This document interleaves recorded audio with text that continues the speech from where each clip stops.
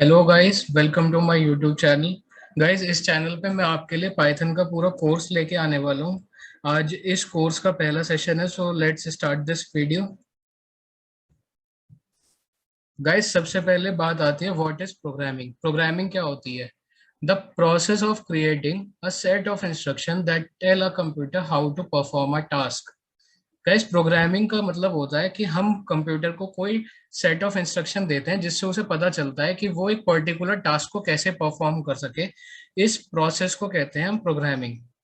अब नेक्स्ट आता है व्हाट इज पाइथन। पाइथन क्या होता है? पाइथन गाइस वही लैंग्वेज है जिसको हम इस वीडियो में सीखेंगे, इस सीरीज में सीखेंगे।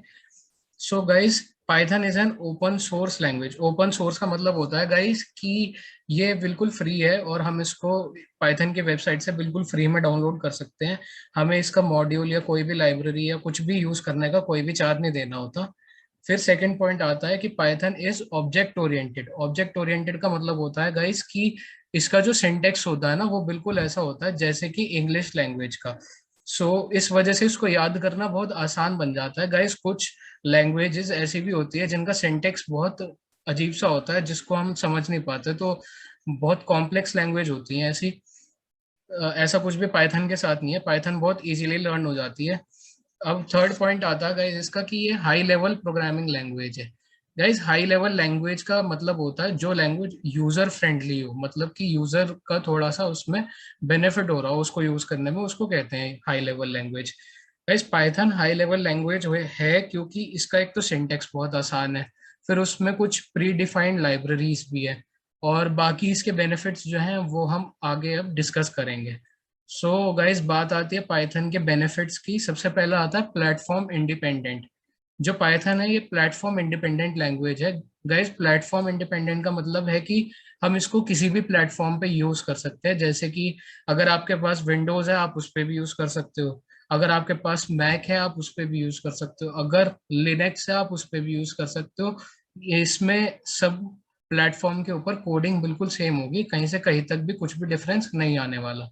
सेकेंड पॉइंट आता है इसकी इजी रीडेबिलिटी। गाइस, जैसे मैंने आपको पहले भी बताया, इसका जो कोड होता है वो ऐसा होता है जैसे हमने इंग्लिश लैंग्वेज में लिखा हो, तो गाइस इसको रीड करना बहुत आसान हो जाता है और हम उसको आसानी से समझ भी सकते हैं, इसलिए इसकी रीडेबिलिटी बहुत आसान होती है। अब थर्ड पॉइंट आता है इसकी high productivity. Guys, high productivity का मतलब ऐसे है कि पाइथन के अंदर ना बहुत सारी प्री डिफाइंड लाइब्रेरीज होती हैं जिसको हम जब चाहें जब यूज कर सकते हैं। तो होता क्या, अगर हम उनको यूज करते हैं तो हमारा टाइम बचता है और हमारी मेहनत भी बचती है, जिस वजह से हमारी प्रोडक्टिविटी इंक्रीज हो जाती है। अब गाइस बात करते हैं कि पाइथन कहाँ कहाँ पे यूज होती है। तो पाइथन गाइस बहुत सारी चीजों में यूज होती है, लाइक जीयूआई बनाने में। जीयूआई का मतलब होता है ग्राफिकल यूजर इंटरफेस। हम आगे के अपने सेशंस में जीयूआईज बनाने भी वाले हैं। वेब डेवलपमेंट में भी यूज होती है, एंड्रॉयड डेवलपमेंट में भी यूज होती है। एआई मतलब artificial intelligence and ML, machine learning में भी यूज होती है। और भी गाइस बहुत सारी चीजें हैं, लाइक आप पाइथन से गेम भी बना सकते हो, और भी बहुत सारी चीजें हैं गाइस। MP3 प्लेयर भी बना सकते हो। अब बात आती है guys components of Python. Python के कंपोनेंट्स में हम ये पढ़ेंगे कि जब हम एक पाइथन प्रोग्राम बनाते हैं तो हम एक प्रोग्राम के अंदर या एक कोड के अंदर क्या क्या चीजें देते हैं। तो गाइस सबसे पहली चीज आती है एक्सप्रेशन। एक्सप्रेशन होता है गाइस कोई भी वैल्यू जो हम पाइथन प्रोग्राम के अंदर देते हैं। मतलब हमने कोई भी इनपुट दिया एक कोड के अंदर तो उसको हम एक्सप्रेशन बोलते हैं। सपोज करो अगर आपने नंबर दिया या कोई भी स्ट्रिंग दी पाइथन के लिए तो वो एक एक्सप्रेशन है। अब सेकंड पॉइंट आता है कमेंट्स। कमेंट्स क्या होते हैं गाइस? कमेंट्स होती है एडिशनल इंफॉर्मेशन जो कि हमारा पाइथन का इंटरप्रेटर तो इग्नोर करता है, लेकिन कोई भी ह्यूमन बीइंग उस कोड को पढ़ेगा तो वो उसको विजिबल रहती है।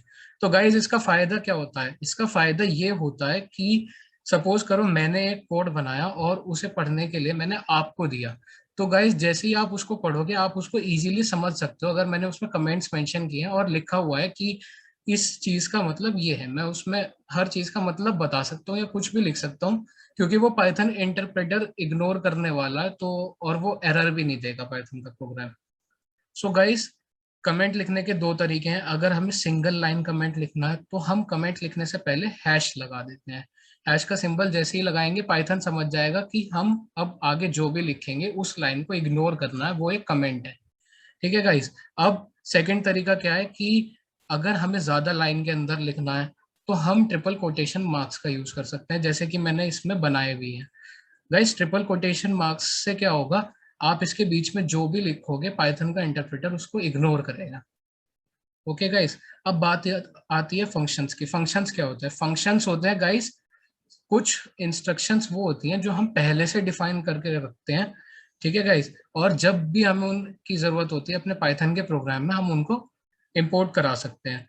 तो इससे क्या होता है कि हमें हमने एक बार मेहनत कर ली और आगे भी हमें जब भी जरूरत हुई हमने उसको इंपोर्ट करा लिया, तो हमारे टाइम बच जाता है उससे। Okay guys. सो गाइस आज की वीडियो में इतना ही। अब नेक्स्ट वीडियो में हम डिस्कस करेंगे डेटा टाइप्स के बारे में, और हम अपना फर्स्ट कोड भी लिखेंगे पाइथन के अंदर। पाइथन को कैलकुलेटर की तरह कैसे यूज करते हैं ये सब देखेंगे गाइस।